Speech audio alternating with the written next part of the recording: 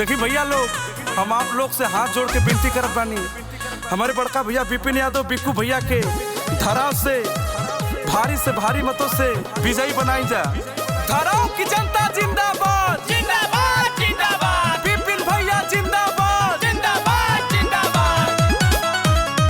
सुना ये चाची सुना बहिनी भाई, कह दिया पील हम मथवा झुकाई। सुना ये चाची सुना बहिनी भाई, कह दिया पील हम मथवा झुकाई।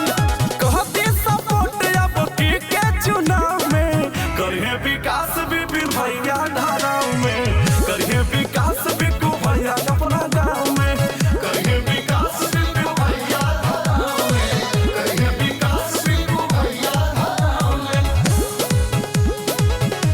हो गई है पीर पर्वत सी पिघलनी चाहिए, हो गई है पीर पर्वत सी पिघलनी चाहिए।